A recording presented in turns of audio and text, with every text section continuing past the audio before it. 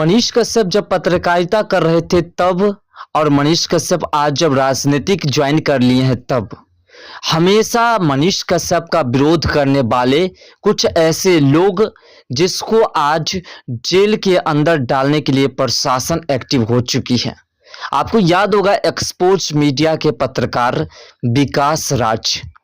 जो कि हमेशा से योगी आदित्यनाथ जी के कार्य पर सवाल उठाते रहे।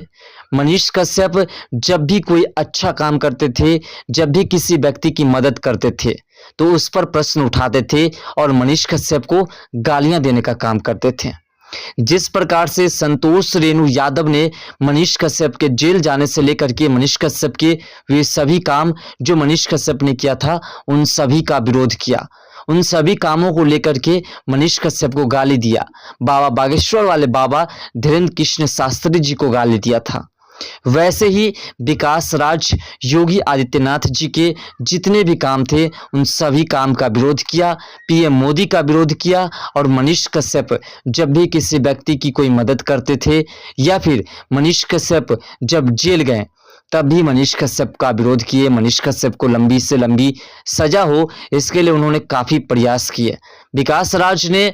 कई जगहों पर जाकर के मनीष कश्यप के खिलाफ आग उगलने का काम किया, जिससे कि कुछ लोग मिलकर के मनीष कश्यप के ऊपर और एफआईआर दर्ज कर सके और मनीष कश्यप को लंबे समय तक जेल में रखा जा सके।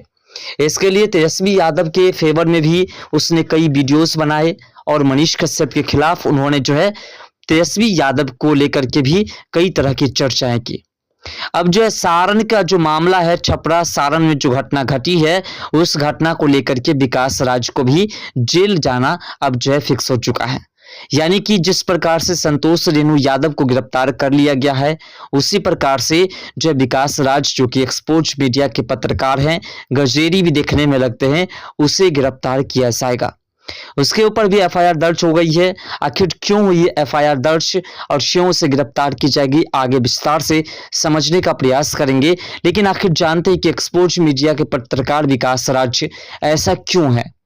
दरअसल बात है कि संतोष रेणु यादव हो या विकास राज हो,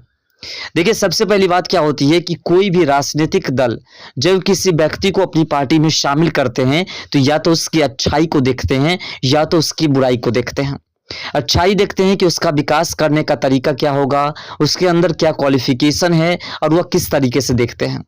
दूसरा जो विपक्षी पार्टी होता है वो हमेशा देखेगा कि हमारे लिए ये कितना उपयोगी है और विपक्षी को कितना हमारे लिए गाली दे सकता है, उसके खिलाफ आग उगल सकता है,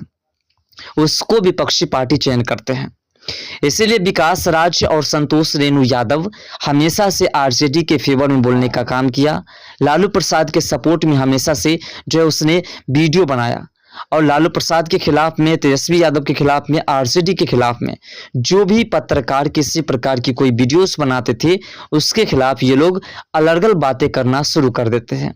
अपने सोशल मीडिया पर उन सभी व्यक्ति के बारे में गाली जैसे शब्द का इस्तेमाल करना शुरू कर देते थे और जिसकी वजह से कि इन लोगों की पब्लिसिटी थोड़ी बढ़ी और ये लोग सोच रहे थे कि अगर हम ऐसा करते हैं, आरजेडी का सपोर्ट करते हैं, बीजेपी का विरोध करते हैं और ये तमाम लोग जो अच्छे काम के फेवर में हैं उसका विरोध करते हैं, तो फिर हमें आरजेडी पार्टी की ओर से कभी ना कभी टिकट दे दी जाएगी और वो अपनी पार्टी में हमें शामिल कर लेंगे। कुल मिलाकर के संतोष रेणु यादव हो या विकास राज हो, दोनों के दोनों राजनीतिक ज्वाइन करने के लिए इतने सिलसिले को गंभीरता से लिए और इस तरीके से उसने जो बीजेपी को गाली देने का काम किया और आरजेडी के सपोर्ट में अगर कोई बोलता था तो उसको वह पलटवार करते थे। इससे पहले विकास राज के ऊपर कई बार हिंसा फैलाने का आरोप लग चुका है, कई बार उसे पुलिस घसीट करके जेल भी ले गए हैं, फिर उसे छुड़ा भी लेते हैं कुछ लोग। लेकिन इस बार जो छपरा में सारण में जो हिंसा हुई है, जिसमें कि बीजेपी नेता के ऊपर हमला की गई है और जो आदर्श आचार संहिता का उल्लंघन किया है, इसको लेकर के जो है अब वहां पर जो हालात बनी हुई है उस हालात का ही शिकार बने हैं विकास राज भी। क्योंकि आपको बता दें कि जिस प्रकार से वहां हिंसा हुई और जिसमें लालू प्रसाद की बेटी रोहिणी आचार्य के ऊपर जो कार्रवाई करने की बात कही गई और रोहिणी आचार्य के फेवर में जो यानी कि आरजेडी के फेवर में जो लोग पहुंचे थे और जिन लोगों के ऊपर एफआईआर दर्ज हुई है उसमें लगभग 11 ऐसे लोग हैं जिसका नामजद हुआ है, जो लोग नामजद हैं, और बाकी कुछ ऐसे लोग हैं जो नामजद नहीं है। और उसी नामजद में से एक नाम सबसे पहला नंबर पर था, संतोष रेणु यादव, जिसको प्रशासन ने गिरफ्तार कर लिया और उसे अभी जो 3rd डिग्री टॉर्चर मिल रही है। उसको जम करके पीटा जा रहा है जिससे कि ये पूरी तरह से स्पष्ट कर सके कि आखिर उस हिंसा में कौन कौन से लोग शामिल थे।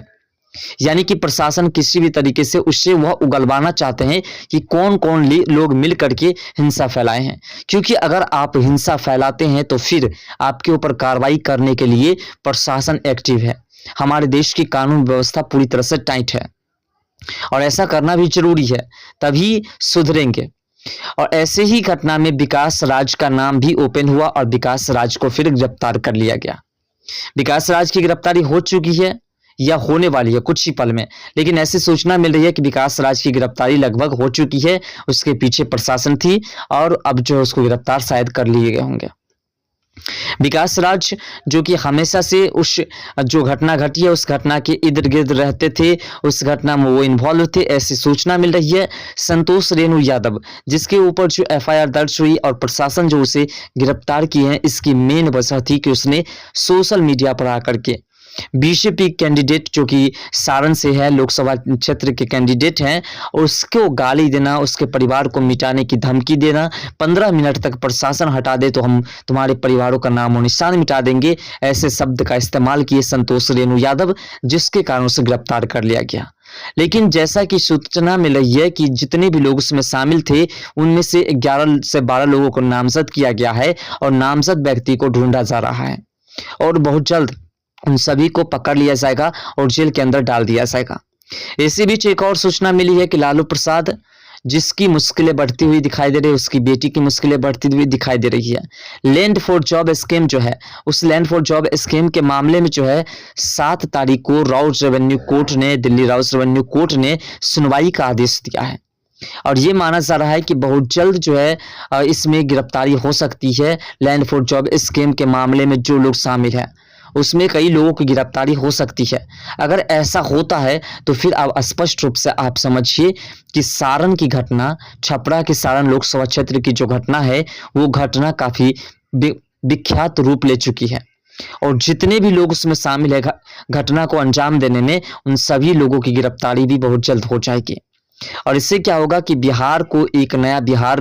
बनाने में जो पूरी तरह से सफल होंगे, क्योंकि जो भी गुंडे राज के गुंडे लोग हैं उन सभी की गिरफ्तारी का सिलसिला जो लगातार चलता हुआ दिखाई दे रहा है।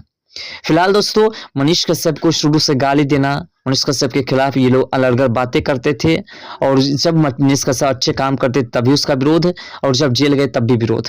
तो अब जो है उसी का परिणाम उन लोगों को देखने को अच्छी तरह से मिल रहा है और साथ साथ हमारे देश के यशस्वी प्रधानमंत्री जी के खिलाफ वो लोग आग उगलने का काम करते थे। उत्तर प्रदेश के मुख्यमंत्री योगी आदित्यनाथ जी जब भी कोई काम अच्छा करते थे तब भी उसका विरोध करते थे और अब जो है खुद का परिणाम देख करके खुद पर अफसोस कर रहे होंगे कि शायद आज हम जो है इस तरह के कुकर्म नहीं करते तो आज ऐसा फल हम देखने को नहीं मिलता।